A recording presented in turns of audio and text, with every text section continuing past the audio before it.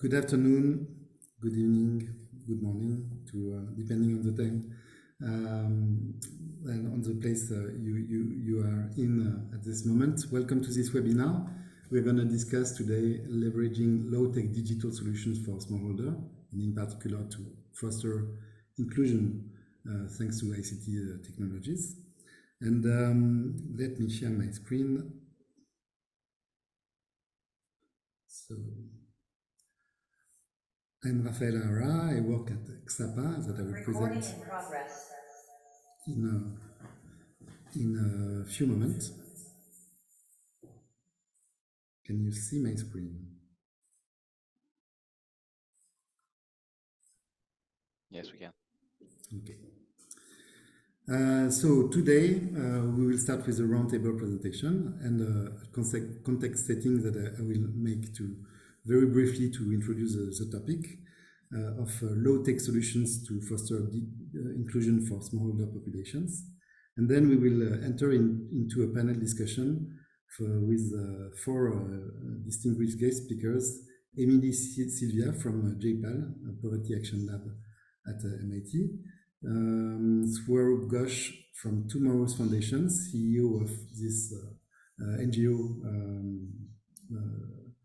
and Tarusha Waniga-Sekera of Dialog Axiata, which is the main mobile operator in Sri Lanka. And finally, Christian Chertovieux from Ksapa, a colleague that will walk you through our digital solutions for smallholders.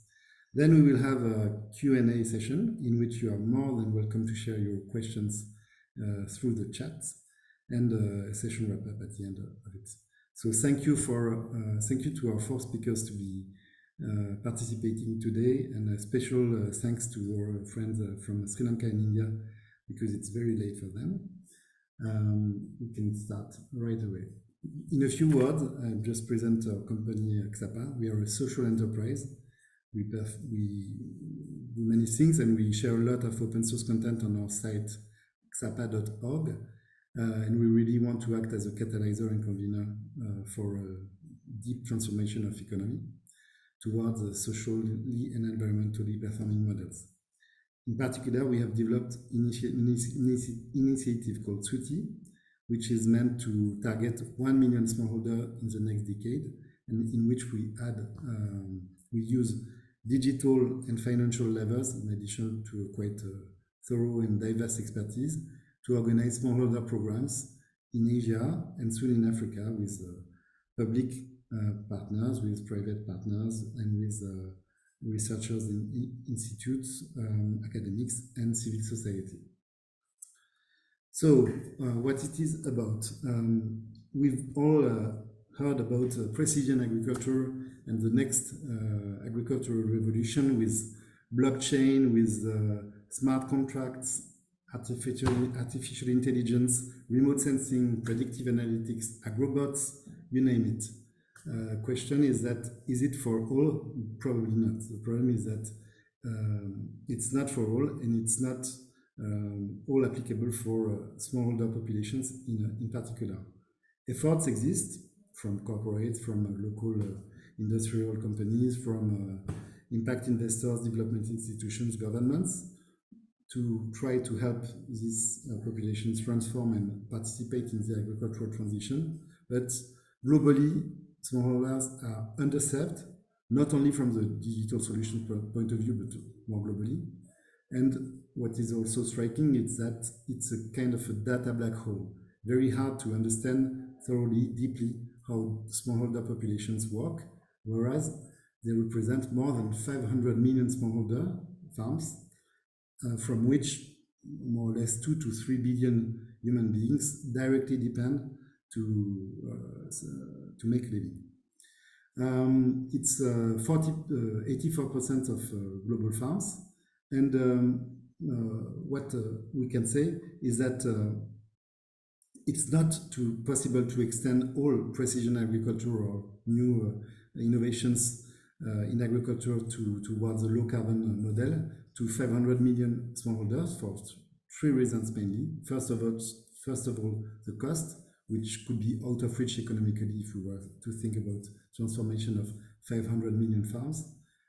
Question of realistic implementation, and also the environmental footprint of all of these solutions, such as AI or blockchain.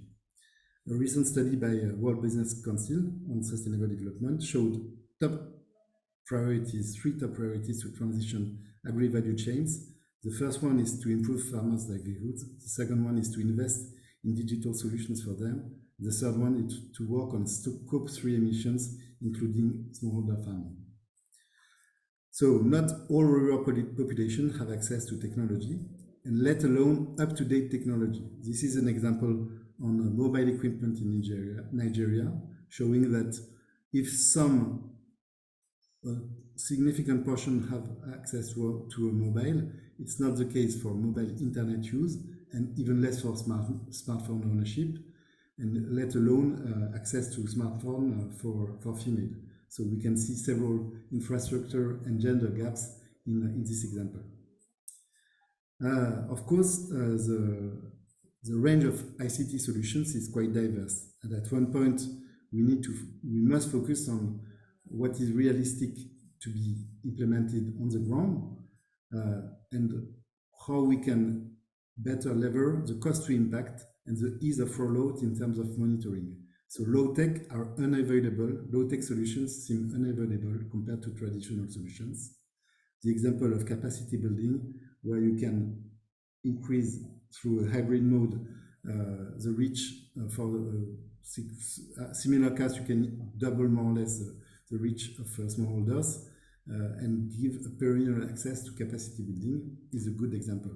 So the missing middle must be developed, because most digital solutions are not consistent with the equipment, the infrastructure, and the digital literacy of the smallholders. This is a representation of the various channels that we can, or technologies that we can identify. To reach scale, adequation between farmers' needs, affordable equipment, and assistance to adopt new behaviors are totally central. So farmer-centric approaches are needed to serve the underserved. This is a representation of various types of digital solutions in the farming space. Of course, we must differentiate between this panel between digital solutions that are crucial and some which are nice to have. Some are nice to showcase innovation, but some have a real potential to reach scale, and that is what we need now. There is no time to waste from that point of view. Maybe a few ingredients of success factors for low-tech ICTs. We will get access freely to this presentation, so we can walk through all of these elements. But the question is really what works, what is missing, how to ensure implementability, and how to embark small-scale farmers in behavioral changes. Before leaving the ground to Emily from JPAL, just one last thing, specific concern on the question of data privacy, which is totally essential to gain trust of the farmers and get access to their data, better understand them, and design impactful programs. Thank you. Emily, the floor is yours. Thanks so much, Raphael. Let me know when the slides are up, but I'll proceed to introduce myself. So hi, everyone. My name is Emily Sylvia. I'm a policy manager at the Abdul Latif Jameel Poverty Action Lab, or JPAL. JPAL is a research center that is headquartered at MIT in Cambridge, Massachusetts, with a presence across the world as well. Our mission is really to reduce poverty by ensuring that policy is informed by scientific evidence. And we do this through conducting research, policy outreach, and training.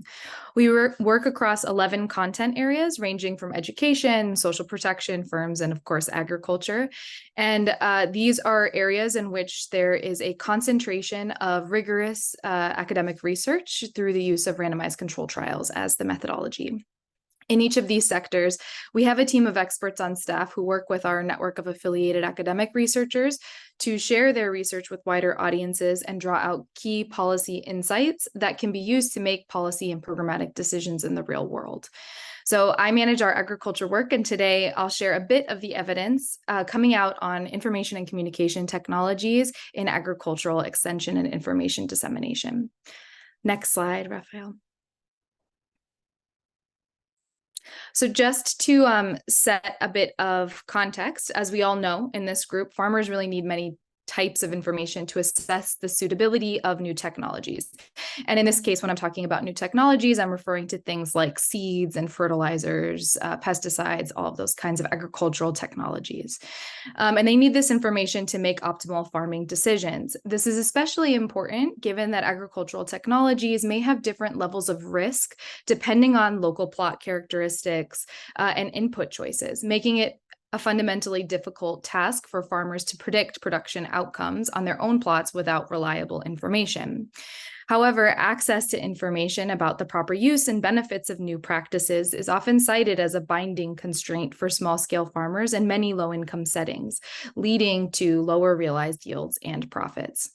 So building off of traditional extension programs, the five interventions and buckets listed on the slide here are things that have been tested and have the potential to improve the transmission of information and the uptake of agricultural technologies.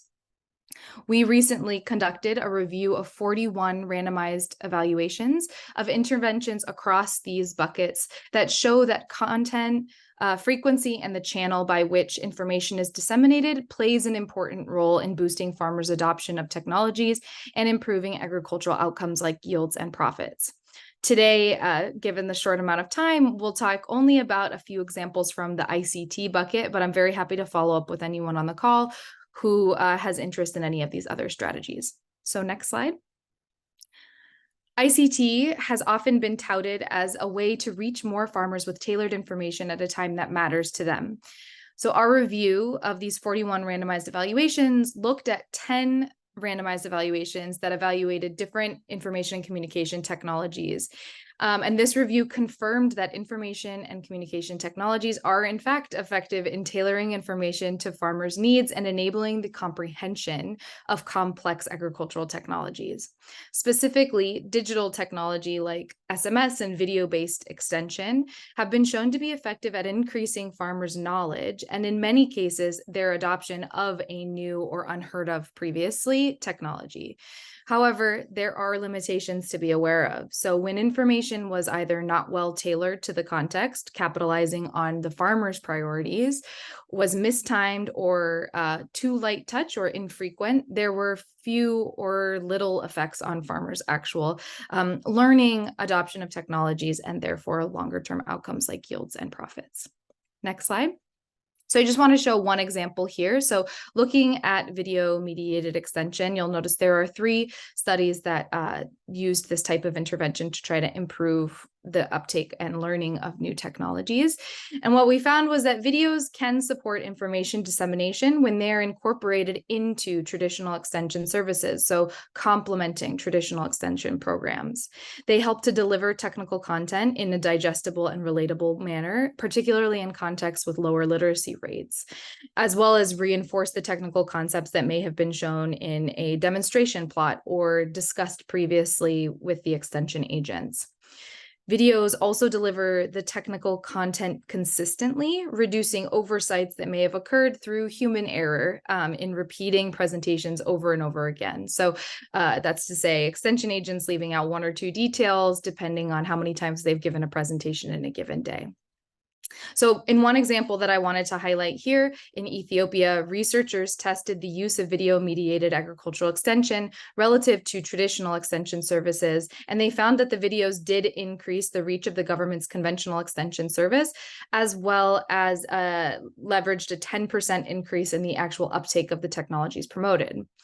However, the improvements didn't translate to yields, and there was no change in agricultural yields. And in general, what our review found is that so 8 out of the 10 ICT-related evaluations in this review increased farmers' knowledge and their adoption of new practices, but impacts on yields and profits were much less consistent.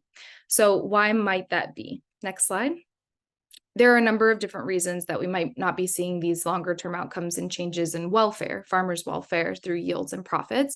A couple of them are here listed on the slide, but many are related to incomplete take-up of the services. So farmers might show up to one and not the next session or watch the next video or have to leave the room. And so they're not getting the full spectrum of information in a given extension session. It could also be that the technology is being promoted through the extension or even the ICT leveraged information are not accurately tailored to the situations of the farmers or don't maximize farmers' profitability, focusing rather maybe on food security and productivity, which is great for a agricultural extension system writ large when you're looking at national production. But when you're looking at individual farmers, they tend to be much more focused on maximizing their own profits rather than their productivity. So making sure that you're choosing the right technologies to be promoting in extension services. And then, of course, there are challenges related to the actual measurement of agricultural yields and profits. There can, of course, be error in self-reported data to be aware of here. But what seems clear is that extension shouldn't be seen as an all-encompassing solution for low farm productivity, and policymakers should instead emphasize extension as an effective standalone tool for increasing profits when they've identified the right and profitable technology that is also unfamiliar to the farmers they're targeting. And in other contexts, policymakers and program managers should leverage extension as a supporting intervention, bundled with other services that promote technology adoption and encourage demand for information. So maybe I'll stop here and we can talk more about the opportunities coming out of this research in the Q&A. Yes, thank you, Emily. Just one quick question, because you mentioned that the different type of technologies can explain why it works, why it doesn't work. But maybe there's also another way. Maybe some type of programs are meant to be compatible with efficiency using ICTs, and some other are less compatible. What are the factors that you could identify from that point of view?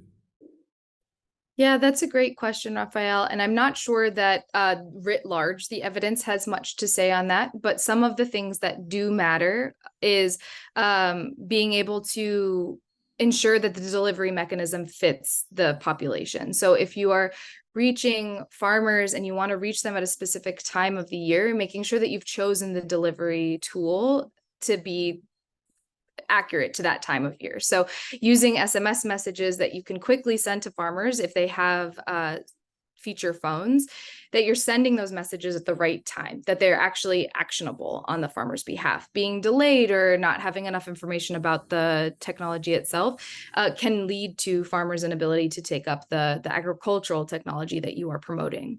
Another thing is tailoring and targeting the information to the groups that need it most. So many women farmers, as well as marginalized groups like landless laborers, don't have the same constraints that maybe the farmers who are being targeted by traditional extension services have. And so designing your program to hit their constraint areas and be able to respond to their constraint and the information that they need at a given time is also an important opportunity. And also farmers don't live in isolation. So targeting all actors along a value chain that are going to interact to help equalize the playing field and empower farmers with this information to make more strategic market decisions can also be an opportunity. Thank you, Emily. That's a great add-on, and thank you for that. Now I would like to continue our trip to try to identify what are the needs, challenges, and also working solutions for the smallholder farmers in terms of low-tech digital solutions. And I would like to welcome Swaroop Ghosh, CEO of NGO Tomorrow's Foundation, back in India. Hi, Swaroop. Namaskar. Good evening, everybody. Good morning, wherever you guys are. So thank you, Raf, for kind of getting us here. So, I represent an organization called Tomorrow's Foundation, which is, a 32 years old foundations, and we work on primary education, skills, livelihood, and climate action. So today I'm going to kind of talk from the ground, so we work with, thousands of farmers on the field, so I have a small little video. I just want to kind of show what is there on the ground, and we have not been able to kind of get the tech thing into the field. So Raf, if you can just kind of show the video a little bit, please. Yeah.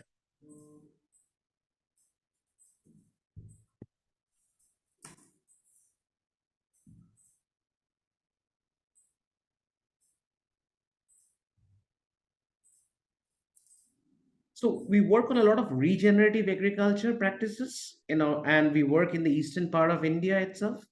And we work with a lot of farmers here.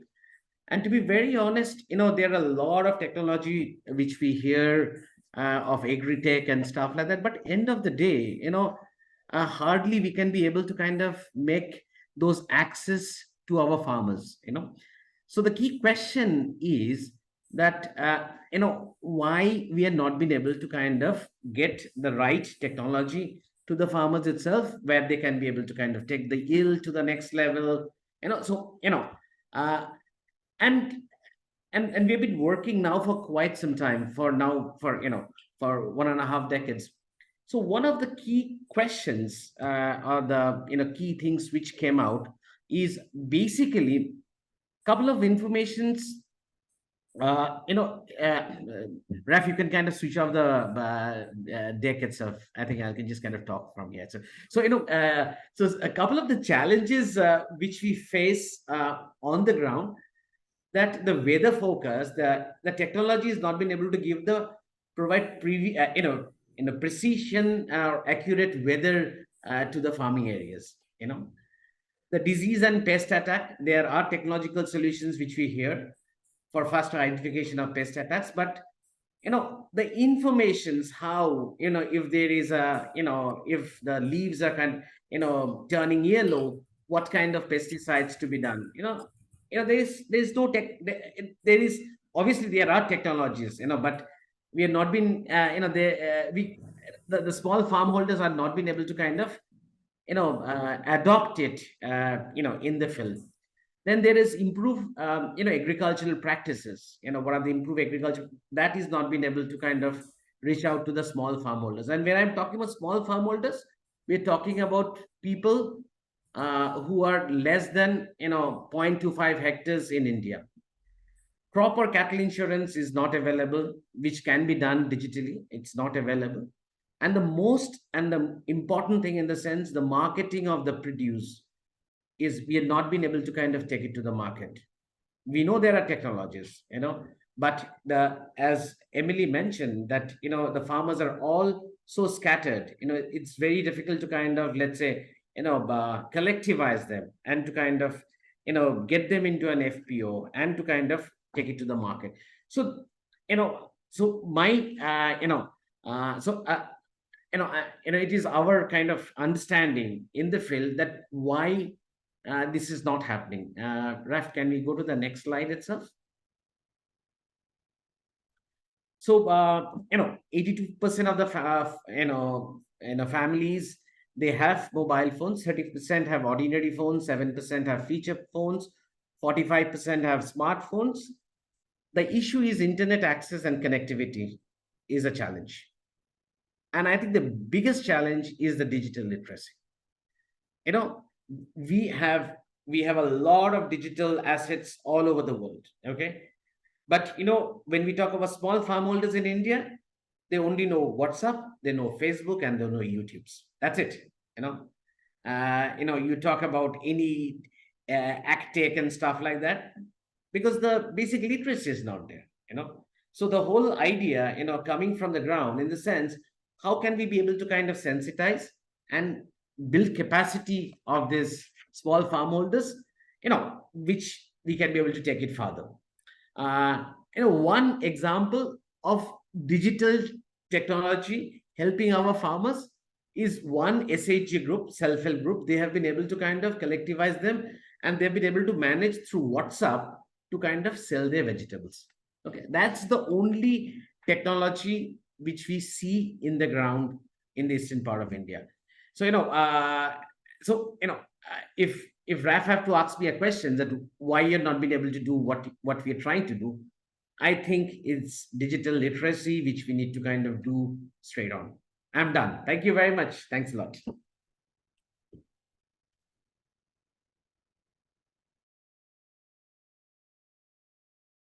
Thanks, Swaroop. Maybe just a brief question I would like to ask. So you were mentioning that digital literacy is not there. From your point of view, what are the type of resistance to digital solutions that can, let's say, hinder digital adoption? More specifically, what are the resistance or the difficulties to change? It's basic education, Raf. We're talking about small farm holders. Their education level is still, class 5, class 6, So, education is one of the biggest hurdle. We feel that, the technology adoption has not taken the way we thought, it should have taken. So to me, education, if we can be able to, do foundational literacy to the next level of literacy, I think digital adoption can happen all over the world. Thank you. So now I would like to switch to another part of this meeting, focusing on examples of solution. So we have here Tarusha from Dialog Axiata, which is the main mobile operator in Sri Lanka. We have the pleasure at Ksapa to have launched recently a public-private partnership with the Sri Lankan and French governments and Michelin Group for 6,000 rubber farmers. And we know by experience that a significant part of them have no access to smartphones and let's say up-to-date technologies. So it's very interesting for us to welcome Tarusha. So hi Tarusha, and hear about what you have designed as a social inclusion processes and solutions for smallholders. Thank you. Yes. Thank you, Rafael. Good evening, good morning, everyone. So just a brief introduction about Dialog and what we do. So Dialog is the biggest and the largest telecommunication provider in Sri Lanka, which caters to more than 17 million customers in Sri Lanka. That is more than half of the population. That is so out of 22 million, we have the 17 million customers connect to one of our services. So we reach out to them in so many ways, where then our digital inclusion embedded in our vision itself, empowering and enriching Sri Lankan lives and enterprises. So that's where our digital inclusion starts at the very beginning, where the Dialog was established. I have a few projects that I want to talk to you, walk you all through to make sure you all understand what kind of initiative that Dialog has taken. One major thing is the Govi Mituru project. Govi Mituru is farmers in the direct translation is farmer's friend, which is a highly customized and tailor-made for farmers in Sri Lanka. It is their local language, which is telling them what to do, how to do the preparations, not just also from the location base, crop base, and also in the where their crop cycle is. So highly tailored for them in terms of getting the information in a very simple manner. So that is what we have focused. So when we started this back in 2015, farmers use these, use their feature. They had feature phones, but they used it as an entertainment device, or as Swab said, to make a call, or just even they had a smartphone to go YouTube. So what we started off with is making sure they understand the value of a smartphone or the feature phone. So we started off with an IVR system, where we send the message, the call early morning, or if they miss it, they can listen to it as well. So during the period of time within the last 7 years, we have seen the involvement, their data usage goes up, their voice usage goes up. So things like that, and also feature phone to smartphone transformation, all of that we have seen. This is because they see the mobile phone now as a livelihood device, because it has increased their crop quality, their yield, and everything.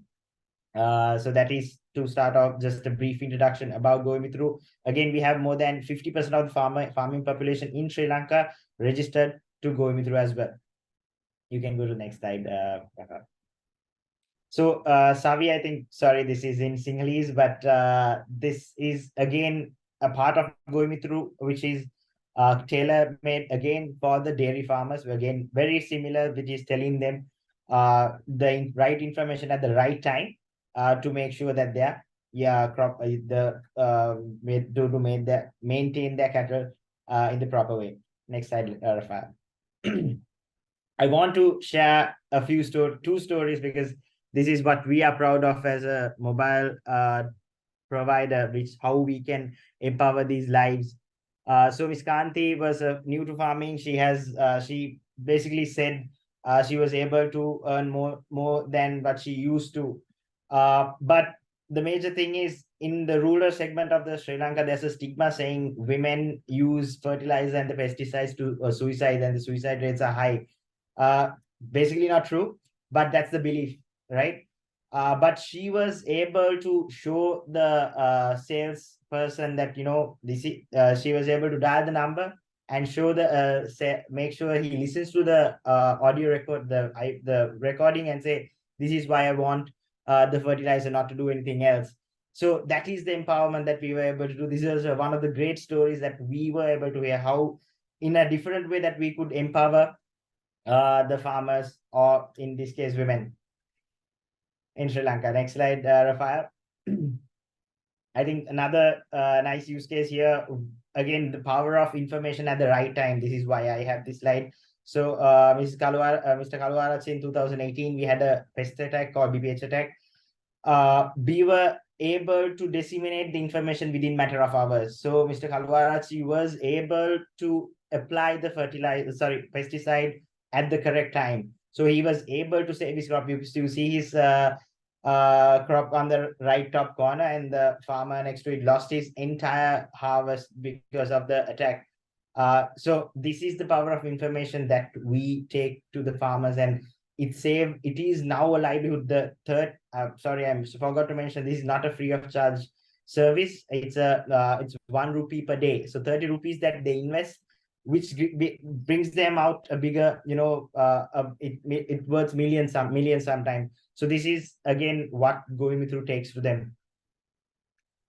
Next slide, Rafael.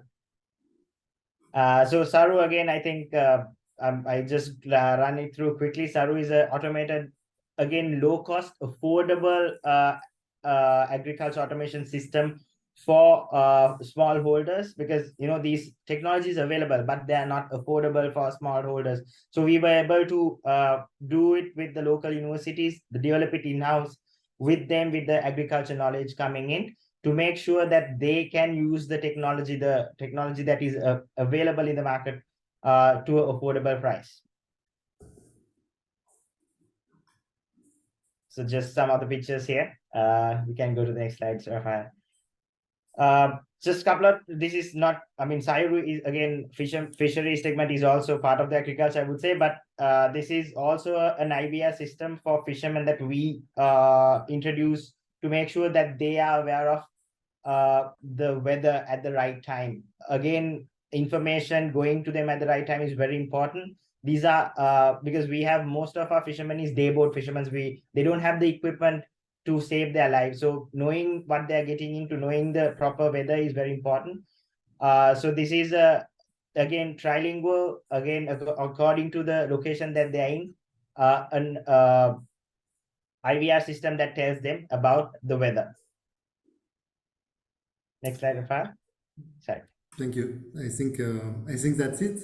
Thanks a lot, Arusha. Before we move to another speaker, I have one question for you, because as we know, there is a very important topic, which is to have a market. Social business needs a market. So from your point of view, you have developed several kind of solutions for smallholder farmers, which show that Dialog has found kind of a market for social business and social inclusion. But what is, from your point of view, the future evolutions of this market, and what are the next steps of your developments? I think definitely there's a big market. So it's not easy, like as Swab said, like it is really hard to find. Hello, sorry, am I audible? Yes, sorry. So if you find the correct need for the farmers or the current market segment you are in, I think that is the major thing. And then also finding the proper stakeholders to carry out your project or the service that you are in. So I think in terms of developing it further, we make sure that we are up to date. We keep it simple. We address the proper. So it, for like the basic example is going through. We make sure that we started off with the feature phones, but we waited long time to get to the app because we saw the farmers using that. We see their trends in terms of data usage and voice. So according to trend, we adjusted ourselves and try to cater them. I think that's what would be the next step. What us always keep in mind that this is changing. We have to adapt to them and also make them aware of what the changes are and keeping it simple. Thank you.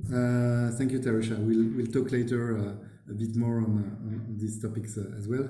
Now I would like to welcome Christian Chateauvieux from Ksapa, Digital Solutions Director at Ksapa. And we have developed our own digital solution, low-tech inclusive digital solutions, which is one of the levers we use for our programs. Christian, please, the floor is yours. Thank you, Rafael. So yes, as the Digital Innovation Director, I'm going to tell you and the rest of the audience how we've been leveraging low-tech innovation at Ksapa for the inclusion of smallholders.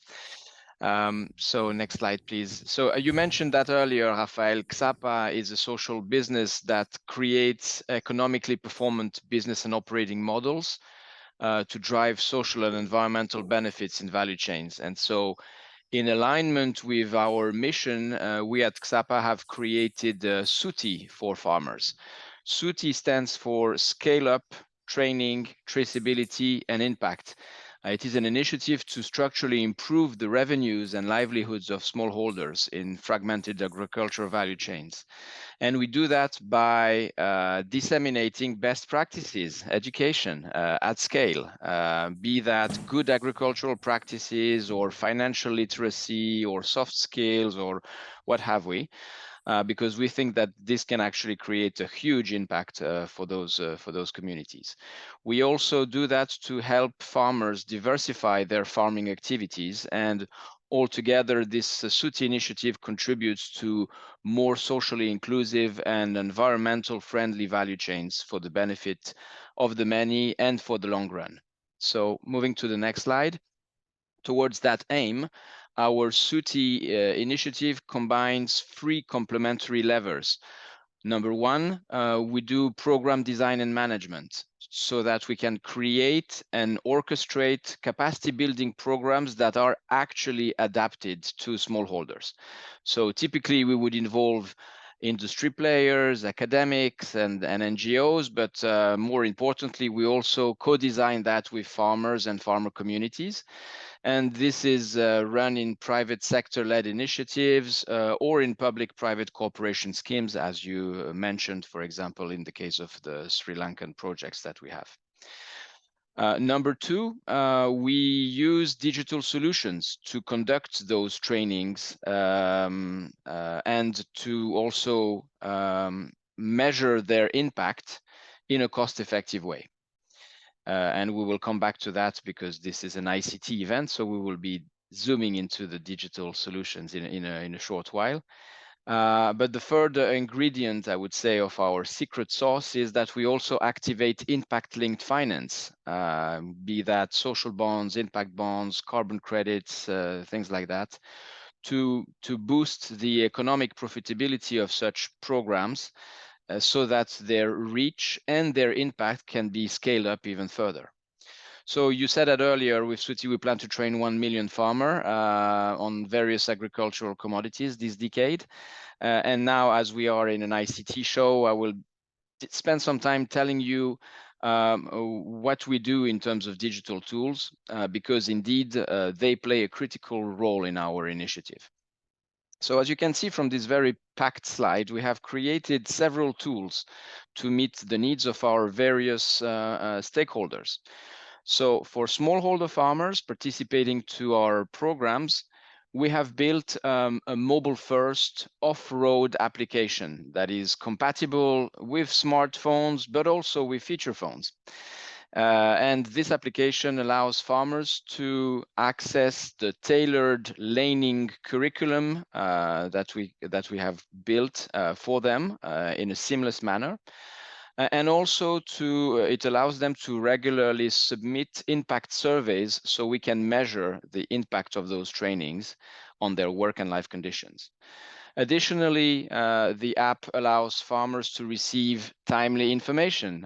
All the panelists have underscored the importance of receiving timely information. So they can receive timely information and alerts from our local partners on the ground. The tools can also provide them with easy market access, as well as product and services that may be useful for their farm. And also it allows them to go social, I would say, to get help through a social networking or chat platform, if you like. For our training delivery partners on the ground, because we don't run those training programs purely virtual, we typically combine face-to-face classes in addition to virtual trainings. For our local training partner delivery, we have created an operational management system, which we call a back office, so that they can cost effectively manage all of the aspects of the training delivery on the ground, from smallholder enrollment to the program, to the organization of the training cohorts, the management of the various impact management survey, the data quality insurance control, and so forth. And there is also the local buyer app that is available for local buyers so that they can advertise their buying prices and notify farmers about timely news and events. And lastly, but not the least, on the right-hand side, you can see that in order to create alignment with program sponsors and investors, we have created a reporting dashboard that allows to monitor and track the program progress, and also the various economic, social, and environmental impacts that the programs are supposed to bring. So one may argue that this suite of tools may not seem overly original, right? There's a participant application, there is a reporting dashboard, there is some middle or back office system. So what does it make it so successful for smallholders? Moving on to the next slide.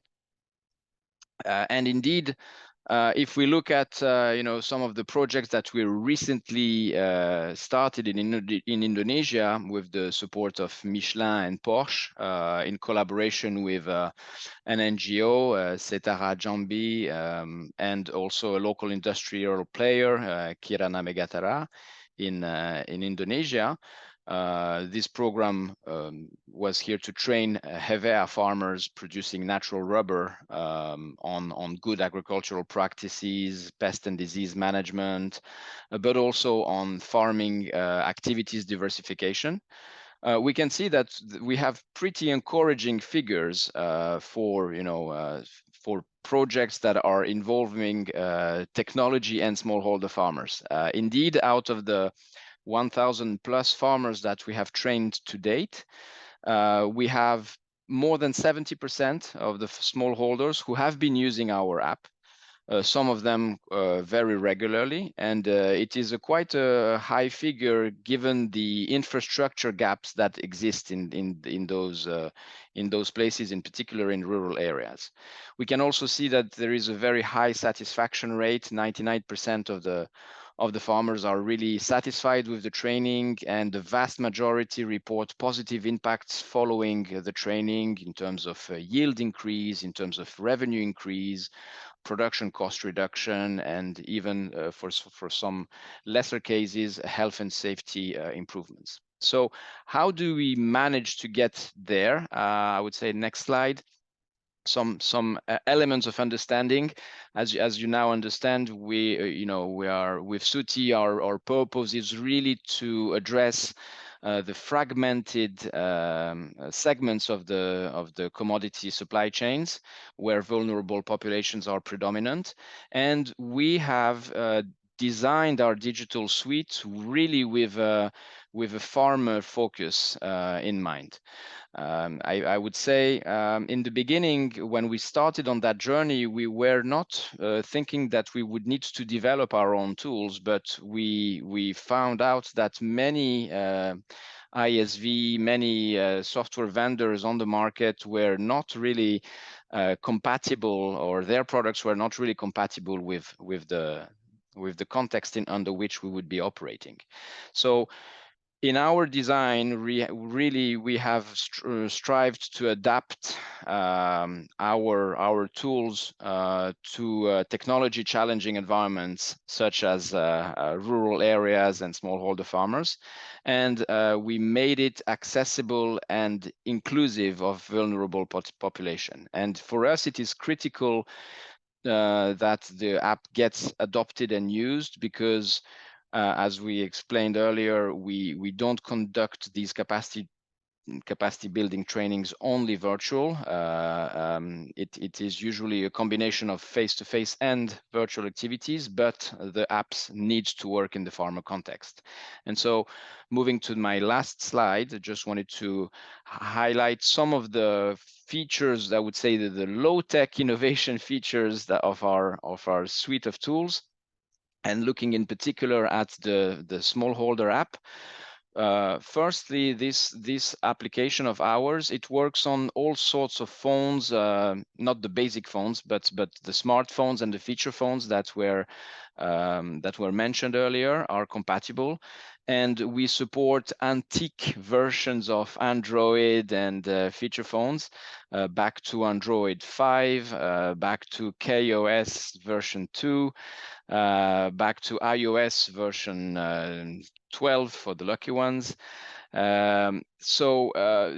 You know, it is important for us to be compatible with obsolete or very low-end devices, because this is typically what we see in the field. Our app also is compatible with poor or badly connected areas in terms, so it is offline first. It is also compatible with very slow networks, and it is actually quite constraining for developers to design systems that can work well under those difficult circumstances. We do that so that the user experience remains good, but also to save the budget of our smallholder farmers, who typically don't have an unlimited internet data subscription at hand. The application that we have built is also meant to be absolutely intuitive and easy to use for non-digitally savvy users. We can see that in many countries, the smallholder population is aging. Digital literacy is not good. Sometimes even people have not the right eyewear, or have illiteracy issues. So we really strive to make the application, the contents, as conducive to learning, as easy to understand, as appealing as possible, and consistent, of course, with the experience that farmers have when they go through the training face to face with our training partners. And a last example of that is that we support text-to-speech features inside the application, or zoom in and out to accommodate for those who have you know, reading disabilities, for example, or hearing disabilities. So yeah, in a nutshell, we've been really trying to lower the barrier and meet those farmers the best as we possibly can, and I think this is actually creating a huge difference in the field for us. Thank you, Christian. That's a very good question also that we had, and which is really linked to what you just explained, a question from Lance from South Africa, explaining that lots of projects have been supported by foundations in East Africa, but to support projects with digital dimension, focusing on smartphone-enabled resources, which is, of course, probably very efficient, but not for today, maybe not for tomorrow, maybe not for the day after tomorrow when everyone will get a smartphone. And the question of length is maybe for Emily. How can we make these low-tech solutions more, or at least foundations and grantors world more aware of the necessity of going to these low-tech solutions? That's a great question. And Lance, it's great to have you here. And I would encourage anyone to look at the results that are just coming out on the evaluation that Saudi East Africa has just released on their RCT. So I think this is a great question for many reasons. One, because donor community that we work with often is focusing on research and trying to identify answers related to what is working and what isn't working particularly well. And in that sense, low tech solutions is a big priority. One, because the partners that we're working with range from NGO organizations to the government to even private sector startups who are trying to tackle a problem that might feel very small in their area, but has the potential to have policy relevant learnings that could be translated and generalized beyond context, and to be learned from by a lot of different types of organizations. And so I would say that low-tech solutions are a top priority, but there are many ways in which tech solutions can be delivered, and the different ways that you target those solutions and the type of information that all of these different combinations of pieces of normal programs have the opportunity to we have the opportunity to learn more from. And so by changing combinations, I think that there's always going to be more learning that can happen. But I think from a general sense that the priority of learning from these simple and scalable and often quite cost-effective technologies is still a high priority, given the fact that many times the researchers and also the organizations that we're working with are in sub-Saharan Africa, where there's maybe not as much reach of like digital technologies. And so being able to actually maximize reach of things like information services is still a high priority. And there are lots of success stories, but also to a question that I saw come in the Q&A of failures, where when something hasn't worked, you've had to pivot and be able to learn from that and change the way that the program moves going forward. So maybe I'll stop there and invite any of the others to come in to answer or add their perspectives on any of those questions. Yeah, maybe just to rebound on the very good question that we had from an anonymous attender on the failure stories as well. Maybe a question for Tarusha, because we've seen that you have developed quite a number of social inclusion oriented digital initiatives. Do you have examples of things that you have tried and that have not worked for social inclusion using ICTs at the Dialog? Yeah, so as I said, it's we have a few that have not kicked off, like in terms of like the project Saru that I was not quite per se, it has not worked out. It's at the very early stages where I have to, with sometimes it not just the farmer not understanding, it's also like in terms of Sri Lanka, it was the economic crisis happening in middle of the launch of the product. So Saru was one thing that it would have been, we again try to cater the smallholders at a level where they can afford it. But when we initiated it right now, I mean, when in 2019 where we launched it, COVID hit, then again the Sri Lankan economic crisis, it kept on hitting the project where we couldn't take it off as much as we wanted it to be. And there are some other persons with disability related products that we have launched where, it was because of the low literacy rates that they have, even like more than farmers, it was even like we have, because the specific project that I'm talking about is for the deaf community, right? We made it so simple, but the processes are very easy, but still they were unable to create profiles because of their low literacy rates. So things like that is happening, and we have again, as I said, continuous improvement is needed as we go on. Definitely, there are a lot of challenges. Thank you. Maybe another question. It's for Emily, but I think Swaroop could also step in. in which way do smallholder farmers in rural communities necessarily need to understand digital technologies and they can be positioned in other kind of roles, as explained in this question. So using an example of virtual field trips, for example. I think Raf, I think one thing which came out in Q&A, which is very great, I think, which is, online and offline. I think we need to have the hybrid. It's, that has to marry very well. And if I may say so, that it needs to be high tech but low cost. You see, so ideally, if this can be merged, your offline and online, I think we have the secret sauce, and I think you guys have something which is interesting. Yeah. Yes, thank you, Swaroop. Maybe just a question for Christian then, because since low tech is supposed to be simple and accessible to all, what do you think of what Swaroop just said about being kind of high tech and low tech at the same time, or at least be kind of performant in terms of design of the solution and low tech making it accessible? Well, I would like to say something that maybe was going to sound obvious for any ICT player out there.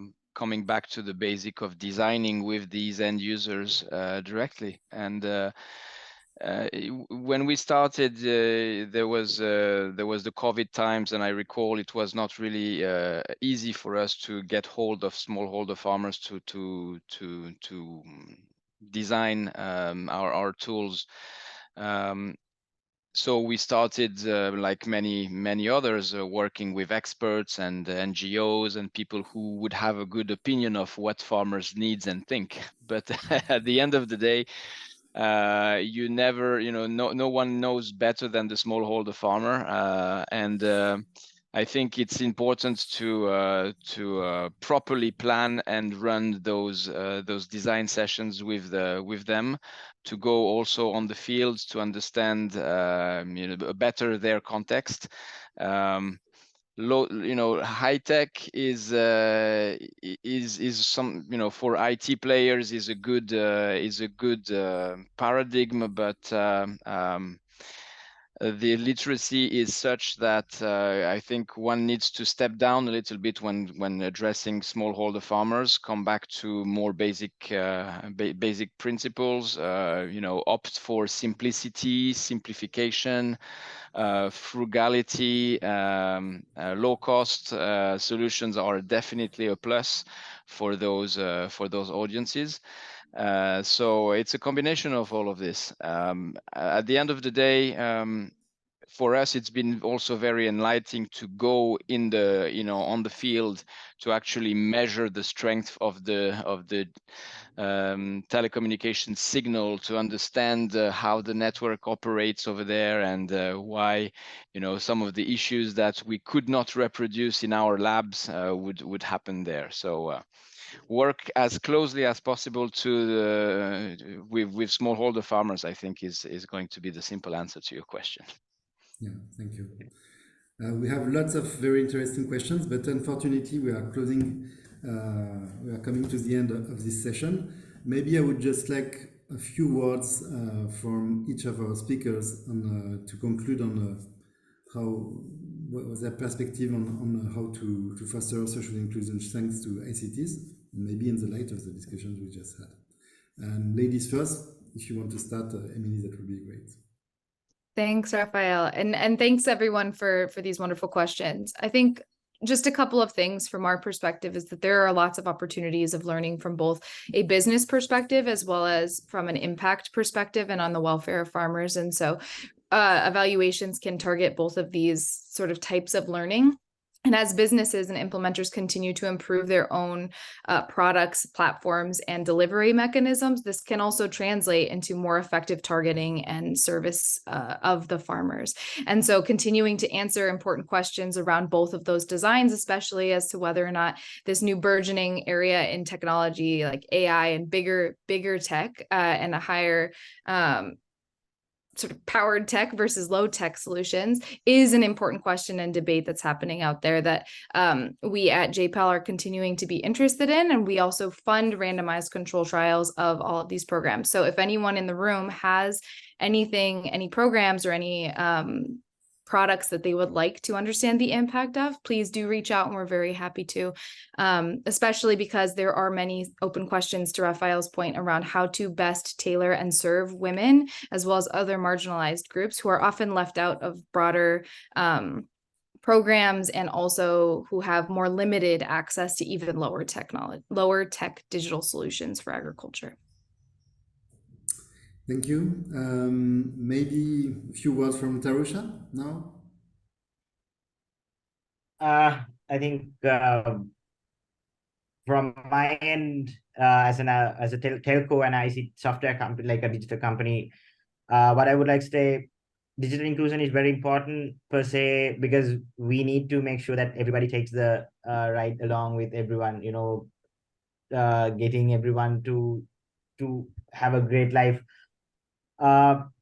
Simple advice would be to keep it simple, and also whatever as I said, it's very important to find the right need and then serve it well, would be my closing thoughts. Thank you, Tarusha. Christian? I think most have been said already. I would like to reiterate on Tarusha's ideas of trying simple things, do the simple things right, fail fast if necessary, and be pragmatic really, and try to understand the smallholder context. Don't try to oversell too many concepts, bearing in mind that they are not always on the same page than most ICT companies would like them to be. And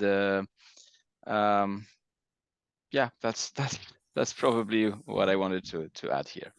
Thank you. And Swaroop, last but not least, cherry on the cake, please. I think is just how we can kind of pass the knowledge, how we can this literacy, this digital literacy, how can we be able to reach to the last mile. I think we have lots of informations, but how do we reach the last mile? So digital literacy is what is important for a country like India. Yeah, that's understood. Thank you all for your very qualitative and high impact contributions. Thank you to the audience and to all the people who shared their questions. Sorry if we could not answer to all of them. And you can find, I guess, in a few days, this session on social media and on ICTforAg website, as well as the presentation that we showed. Thank you all, and please follow us and use our website Ksapa.org, on which you can find many open source contents on sustainability, human rights, and responsible sourcing. Thank you. Goodbye. Thanks a lot. Thank you, everyone. Have a great day. Cheers.